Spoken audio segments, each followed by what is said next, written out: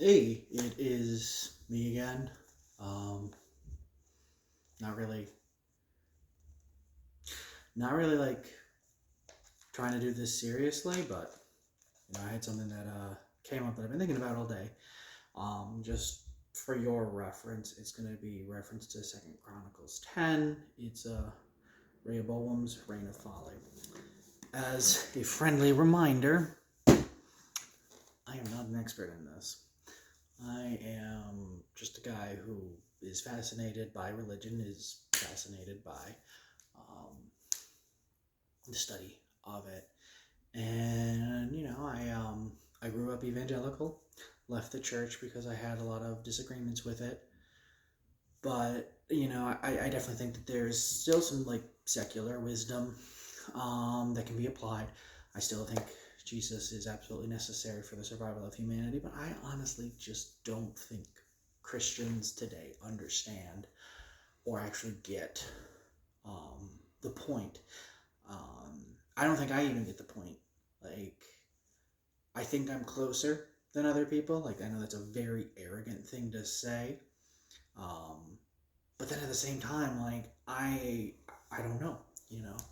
It talks to like teachings of Jesus. It talks about the parable of the shrewd tenants, or the parable of the tenants, where you have these people that are gifted and they please their master by doing something and doubling. Like the parable of the good tenants. You have the tenant that's given 5 talents. You have the tenant that's given 2 and the tenant that's given 1. Talents basically was their currency, so it was basically, if I'm not mistaken, their day's worth. So basically, the person that was given 5 days worth of work basically doubled it. The person that was given 2 days worth of work doubled it. The person who was given 1 day's worth of work hid it because he was afraid of his master. He was afraid of showing his talent. He was afraid of investing. And master comes back, blesses all of the servants. Said, "Oh well, you gave me 5 talents, and I, in return, got you 10 talents. Well done, thy good and faithful servant. 2 talents, same story. 1 talent. He's considered a wicked servant because he didn't even get it in the bank to give him interest. So he's cast off." Shrewd Tenant's a story about a man that owes a king a great deal of money. And King's like, "I'm gonna throw you in prison." So the shrewd tenant, basically, what he does is he goes and he finds everyone that he owes debts to, or that owes debts to him. He's like, "Hey, give me X amount of money, just so that way I can, and we'll call it even. So just so that way he can present something to his master." That's my philosophy in all of it. Like, I think that the universe, the concept of God, is far beyond what we will be able to comprehend in its majesty and its glory. And I think that Jesus is absolutely necessary to make connection with that. But then how you go about doing that and making that connection is completely up to you. That's my thoughts. I think there's value in every single religion. But that's not specifically what I wanted to talk about today. We can always talk about that at another time. What I felt led to today was Second Chronicles, chapter 10. And it's the story of Solomon's son, Rehoboam. Again, my apologies. I'm not an expert in any of this. And some old tenants of Solomon come before him. I'm like, "Hey, we were in exile from your father because you put a heavy burden on us. We're asking for mercy because we're not your enemies." Rehoboam sends him away. He's like, "Give me 3 days." Talks to the elders, and the elders are like, "Cut him some slack. It'll be good for you." But Rehoboam doesn't listen to the elders. And he listens to his friends. He listens to people that he grew up with, people that he surrounded himself with. They tell him, I kid you fucking not, the quote is, tell him like the yoke of my thumb is larger than my father's loins. So basically, it's all this showboating bullshit. And the end of the story is, ever since then, the Davidic dynasty, the dynasty of David, has been abandoned by the nation of Israel. And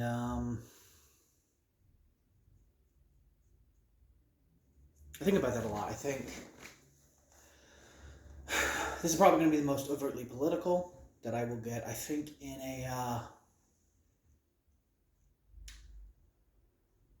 a society governed by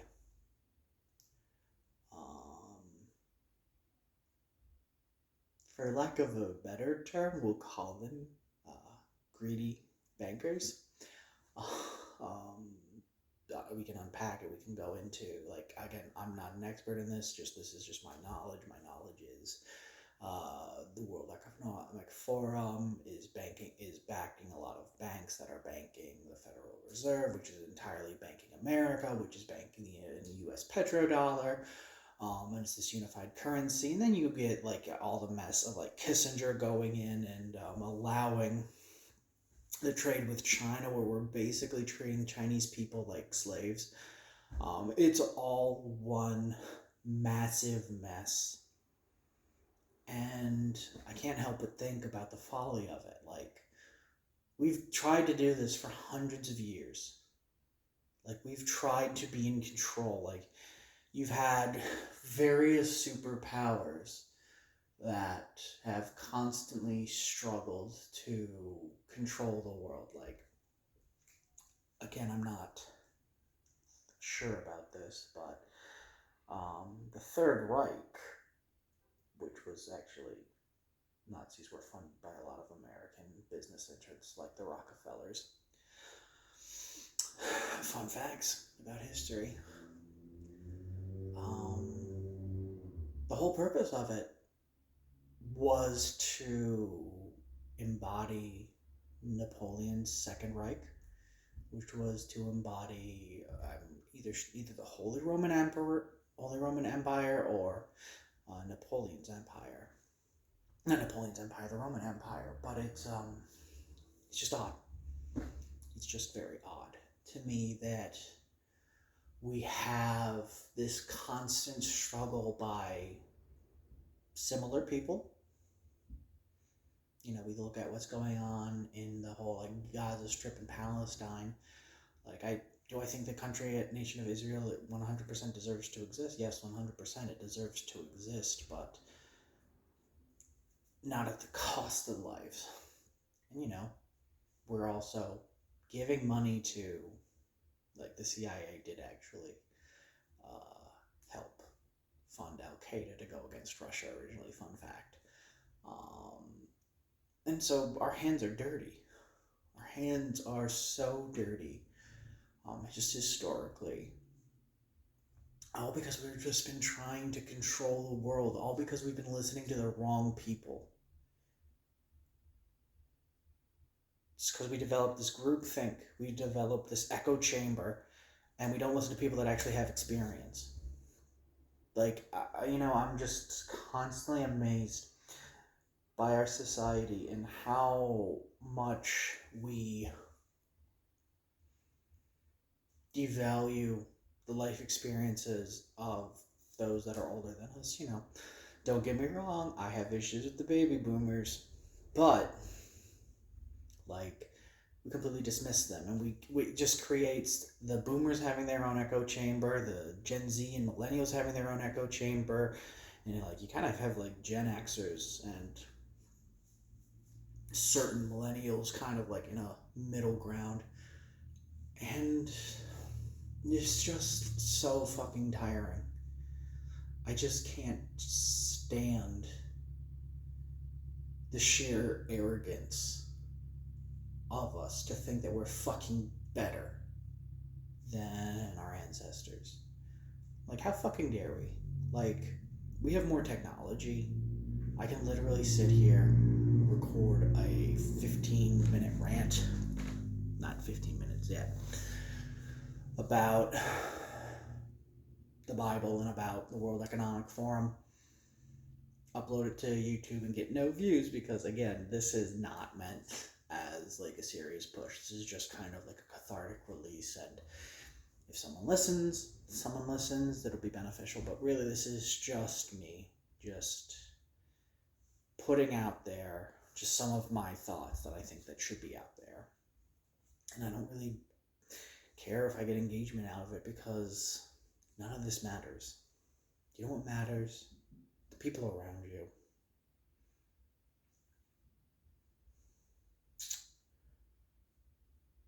I have done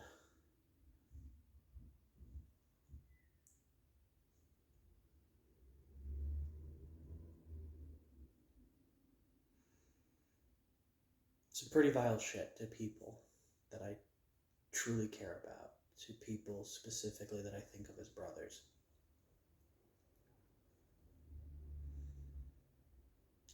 I'm not going to go into it because it's none of your business. But all that matters is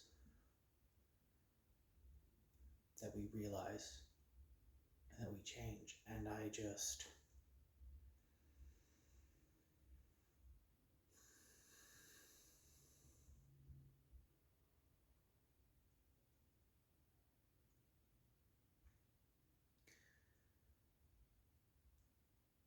let myself go down a dark path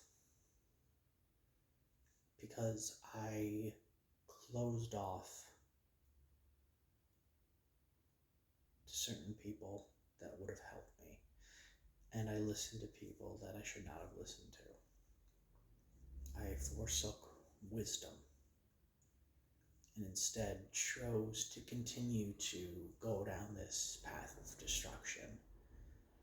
And right now I'm sitting alone, talking to a camera on a phone that is being recorded by an NSA agent who's probably like, oh, we should probably watch him now because he's name dropped a couple of things.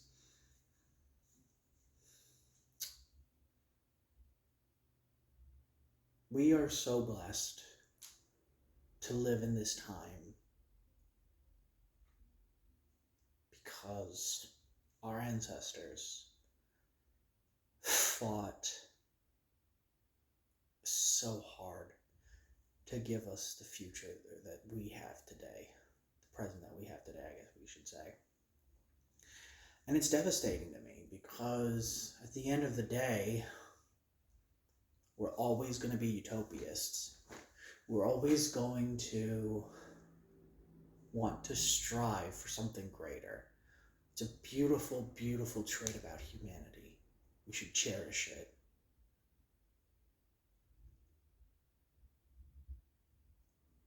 But we shouldn't destroy what we've built along the way. Because it can have consequences that last for generations. You know, Chronicles, that book is written more as, it's kind of like after, I believe Chronicles was written like after the Jews returned to Jerusalem during Babylon. Again, if you're watching, feel free to correct me because, again, I'm not an expert on this. I don't know. But a covenant was made between God and David. David's lineage is directly traceable to Jesus. Jesus is a descendant of David, canonically.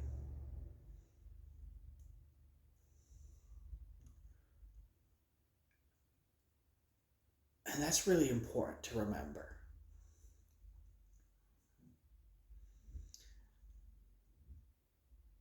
Because there are things that God will hold in esteem, and there are things that God will keep and maintain.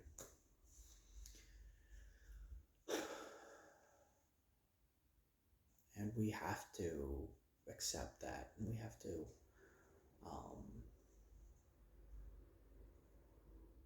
appreciate that. For me personally, again, as more of a believer, leaning more towards the Christianity side of things, to me, that the takeaway for this is obviously like going back to the classic John Mark McMillan, "Oh How He Loves Us" song. Great song. Just, it's one of the few Christian songs that actually tackles some of the harder truths, because John Mark lost his best friend and just had that struggle, that really human emotion. But what your takeaway is for you more non-secular people, find something that's important. Find something that lasts. We can talk about it being art. You have the Apolleian, and then you have the Dionysian. Apolleian being like high art, Dionysian being like the shades of gray type of stuff. Like, obviously we're in a Dionysian age right now because we got pregnant men. And I don't mean that in any way negative towards like trans people. I want you guys to be able to be happy. I will say, though, and again, this is my most political, I will say my concerns are that we are castrating gay kids if we're doing it too soon. I think that any type of plastic surgery should be done by the time you're 25, because you're fully developed your frontal cortex. But again, I'm not an expert. I'm not a medical doctor. My opinion means bullshit. That's just me taking the information and combining like different little threads and just like, but yeah, most of what I do is just take different bits of information, because I love taking different bits of information and like just forming little webs, little interconnected webs, to like help develop a more fully rounded, more fully well-developed thought process in the world. And yeah, just again, speaking from someone that has worked in insurance for about 5 years, no, 6 or 7 years, knowing the rampant fraud, knowing that there are some doctors out there to make a buck, I have concerns. Because there's so many medical expenses that these people will have to go through to be themselves. And I'm really worried for them, because what if it is simply just gay kids who don't want to be trans, who just haven't figured out that they're gay yet? They're going to have millions of dollars of medical bills over the years. And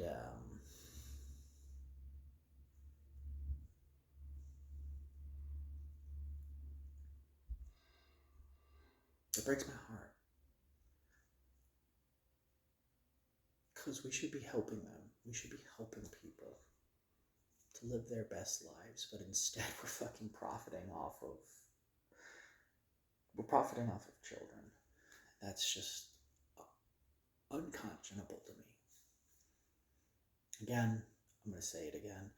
I think if you want to transition, and I'd say this if you're my friend, I would say, hey, make sure you wait till you're 25, because your brain is fully developed then.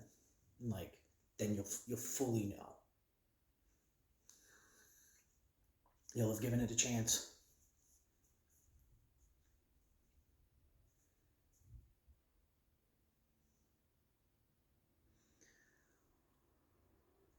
I just hope and pray that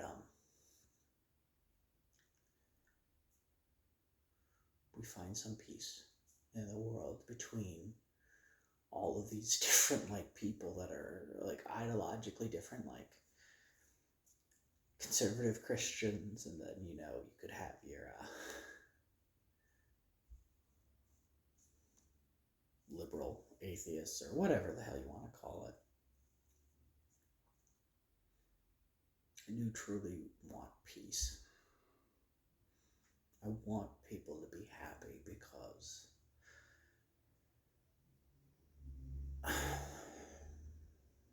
why do I want people to be happy? That's a good question.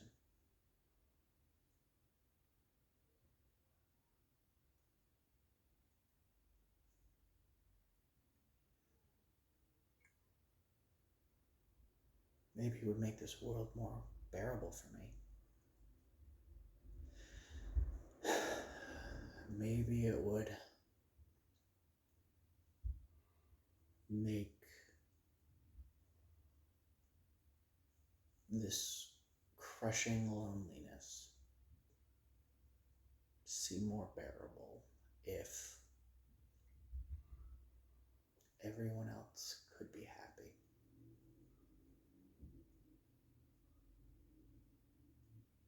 It might not be. Who knows?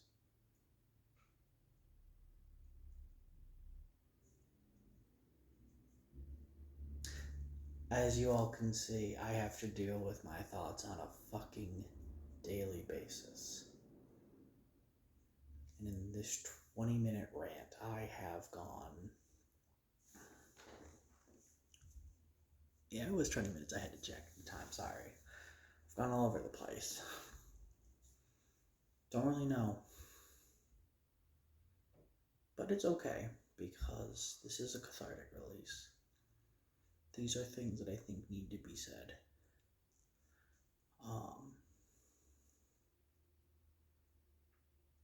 For all of us. So, I just want you all to know, whether you're a TERF or trans, whether you're Christian or Muslim, atheist, socialist or capitalist, communist. Ugh, I hate communism so much, but I love you. I love you for who you are. You are again, this is for me. You are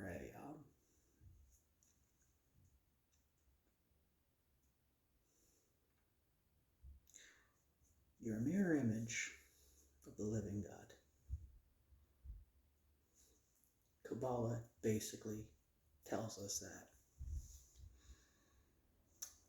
there are 10 aspects to man, and those are the governing principles of all of the world. It's beautiful. You'll see the face of God if you look at the world.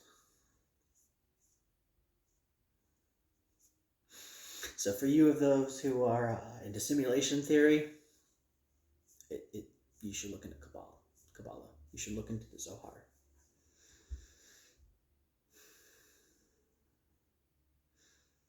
I think the Jews got it right, man. I think they know something that we don't know, and I think we should listen to them more. I think the world would be a better place.